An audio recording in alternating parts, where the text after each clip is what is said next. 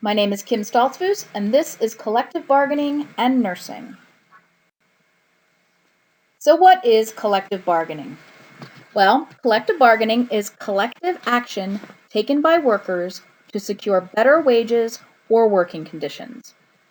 Now, once it was considered illegal in the early part of this century in the US, but now collective bargaining may be conducted either on a unit-based, institutional level, or, as we most commonly think of it, by unions. Now, some terms to learn regarding unions. There's a closed shop, which means to work in the place you need to belong to the union, even to get the job there. An open shop means that membership is not necessary and there's no preference in hiring. Although if you do work on the unit that has a union, you still may be entitled to the union benefits even if you don't join the union. And then there's also a right to work state, where you cannot deny a person the right to work because of membership or non-membership in the union. Now, what this actually means most of the time is that people don't end up joining the union. They just come and work at the factory or, the place of work without joining a union. Those are states like South Carolina, Texas, and Arizona. So here are some assets or pros to being in a union. First of all, historically, the 40-hour work week, overtime, holiday pay, safer working conditions, these were all things that were achieved by the activism of unions. And union workers, on average, still get better benefits than non-unionized workers. There's job security. Means you can only be fired for just cause and not be fired at will, which can happen when you don't belong in a union. Seniority comes into play with promotions and also when layoffs occur. If you think about it, a lot of times last hired is usually first fired. For nursing, unions can affect your staffing ratios. You can get a better staffing ratio if your union decides, no, you must only have 4-to-1 or 5-to-1 during whichever shift. Now, this doesn't apply so much to nursing, better training. We're all licensed and we start at the same level. But in other professions, this can be a significant benefit. Members have to go through a training program or an apprenticeship program, and that can lead to more qualified employees. So here are some cons or drawbacks for nursing or for unions. The drawbacks are that unions raise costs for companies and for employees. For the companies, they have to pay higher wages, cuts into their profit margin. For employees, they have to pay dues and initiation fees. There's a loss of autonomy for the worker. The worker, even if they disagree with the union, has to support it. It's kind of a trade-off. You have strength in numbers, but you have to kind of go along with what the union says, even if you don't agree with it. The grievance and firing process can be lengthy and difficult, and so you see sometimes that it's harder to fire incompetent workers.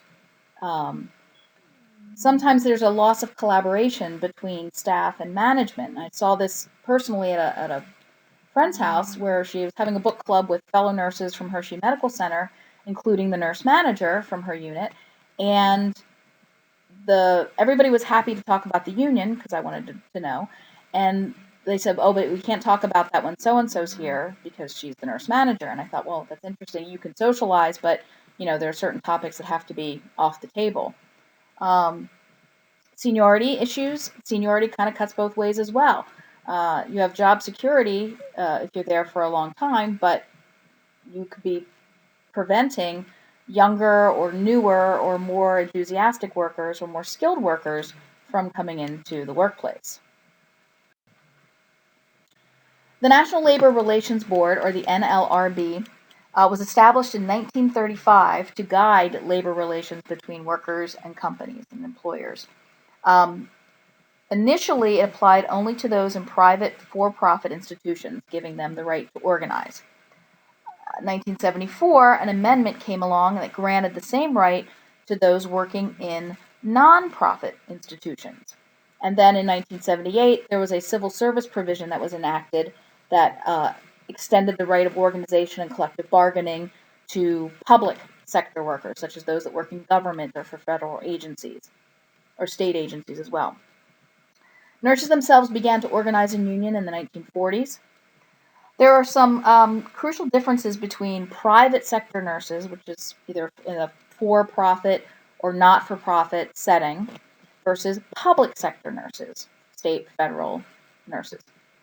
The private sector, you can negotiate for wages, hours, working conditions, pretty much anything is on the table. As a matter of fact, wages are considered a mandatory point of negotiation for private sector nurses. But in contrast, in the public sector, it's a much narrower range of things that can be negotiated. For example, wages for a private sector or for a public sector employee are prohibited. So on a federal level, you're not allowed to negotiate for wages. If you're in the private sector, it's mandatory that you negotiate for wages. So that's something interesting to keep in mind. And then there's also differences between the federal level and the state and local level in the public sector. So when we think about state public sector nurses, we're thinking about people in the state university system, state university hospitals, prison systems, public health nurses. State laws vary, as we see with right to work states, or states that limit the right to strike, or states that don't let you negotiate overtime pay, for example. You might remember there were the protests in Wisconsin not that long ago where public sector employees were being denied the right to collectively bargain. And we heard a lot about firemen and police officers and teachers, but that also affects public sector nurses in that state. So, how do you start a union? Or how do you get unionized at your hospital?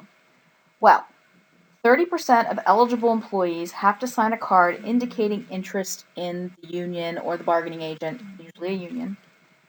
The union, when it sees that there's a 30% interest, then petitions the NLRB. The NLRB then meets with the union and the employer. They set up eligibility requirements and they say, okay, here's the date to vote on whether we want the union or not. Now, during this period of unionization, managers may not question, intimidate, or influence the employees. You can't suddenly start having parties saying, don't join the union, we'll give you cake. Staff may not discuss the union at work or use the work email for union activities. See Norma Ray breaking the rule down there. Once the union has been approved or certified or voted in, then you have to get a contract together. That contract must be agreed upon and ratified by the employees that are now union members. And from then on out, the contract is administered by a union representative. And that union representative, it might be a staff member who's in that institution, but it also could be someone from the national or regional union itself. So that's something important to keep in mind. It might not be somebody that you know on your floor. It could be this sort of random union rep from out of town. Contract negotiations. Healthcare is a special industry, so healthcare has special contract provisions that have been set by Congress.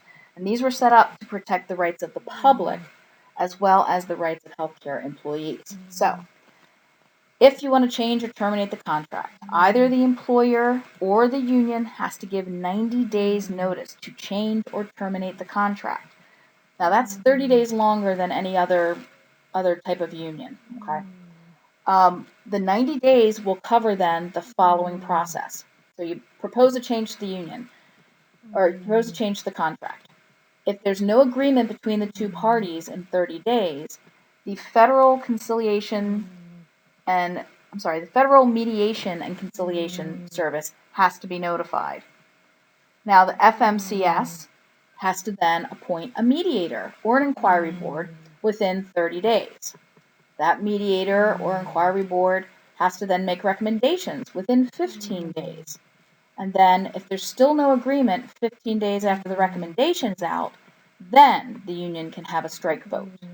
Now, even after that whole 90-day period, if a strike vote is affirmed, then the union still has to give the employer a 10-day notice of the strike, when and where and how, to give the hospital time to provide continuity of care, hire per diem nurses or whatever they have to do to take care of their patients.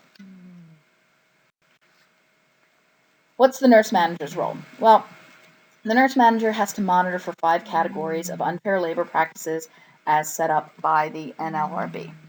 And those are interference with the right to organize, any kind of domination or intimidation, if either encouraging or discouraging union membership, discharging an employee for testimony or filing charges with the NLRB, and a refusal to bargain collectively.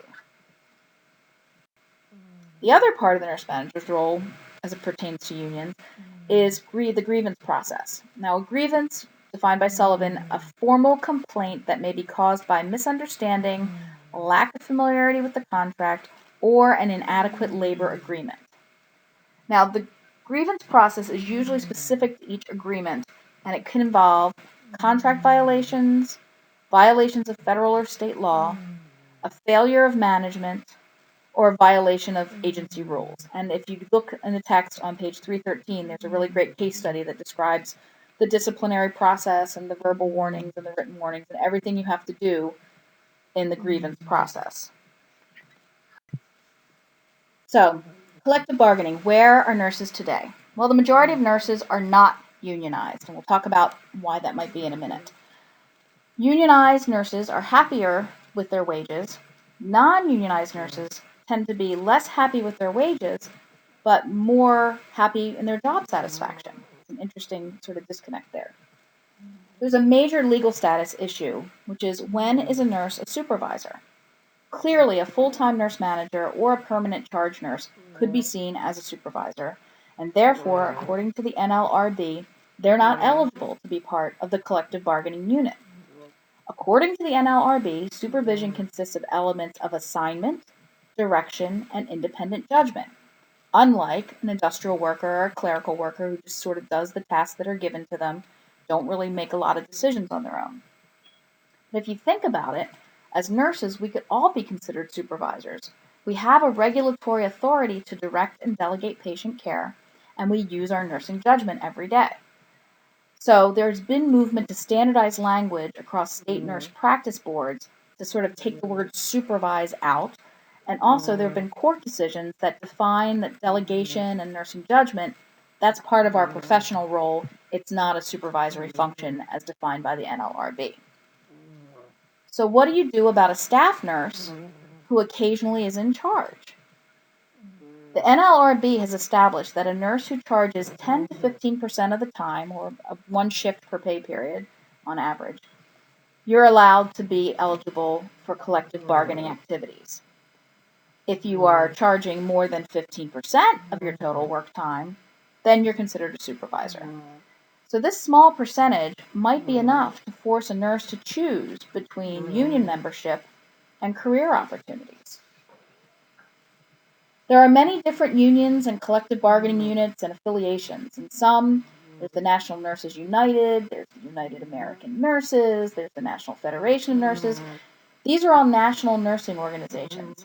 Others, like the Service Employees International Union, or SEIU, they include nursing under a wider umbrella of other kinds of service professions, healthcare professions, so forth.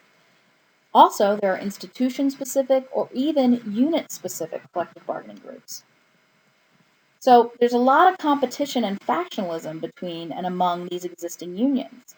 And there's leadership changes. The union leaders go from one union to the other and causes a lot of confusion. There are mergers and affiliation changes to complicate the landscape. For example, the National Federation of Nurses, or the NFN, split off from the United Association of Nurses. And now the NFN has joined the American Federation of Teachers. According to the article by Benson, there are miles to go before RNs can be united into a single predominant union. A lot of this factionalism can come from the conflict between professionalism and unionism, or also autonomy and centralization, you could call it. The ANA, established in 1911, has been the principal voice of nurses since then. They were initially hostile to unions and rejected collective bargaining. But by the 1940s, they did start a separate bargaining division. Now, the efforts of the ANA were complicated by the fact that it continued to be a management-dominated organization, and federal labor law said there could be little management involvement in a labor organization. So the United American Nurses grew out of the ANA. They're effectively an independent organization at this time. But the autonomy issue is that registered nurses tend to reject the top-down authoritarian control of today's labor movement. They want to be unionized as a curb to management abuses, but you don't want to give up your local independence to a centralized union leadership you might not necessarily agree with. And the people at the union, they might be nurses, but they might just be union professionals whose career is just running unions. But the other side of that is we need that kind of centralized power, or coordinated power, to offset what's considered to be centralized power in management. So it's a tricky issue to balance that power in numbers, strength in numbers, with wanting to maintain the autonomy of your practice. And then again, as we've seen in Wisconsin and other states, public sector nurses are becoming even more limited than they were in their negotiating power. So here's a couple of quick videos, each about 2 minutes. One is on collective bargaining as it applies to nursing, goes over some of the stuff we've talked about. And then this video is from CNN Money. It shows the pros and cons of collective bargaining, kind of what I talked about at the beginning of the presentation, but some better illustrations. Finally, this is full disclosure. My father was a union steel worker for 33 years, and I partially funded my first bachelor's degree, was on a United Steelworkers of America scholarship. I still belong to Actors Equity Association, which is the union for professional stage managers and actors, and I'm married to a union stagehand. This is Steve and I participating in the Labor Day Parade in New York in 2012, marching for our respective unions. So clearly I support collective bargaining and unions, although I am not blind to the drawbacks and the inefficiencies that can occur, and also the challenges as it applies to nursing.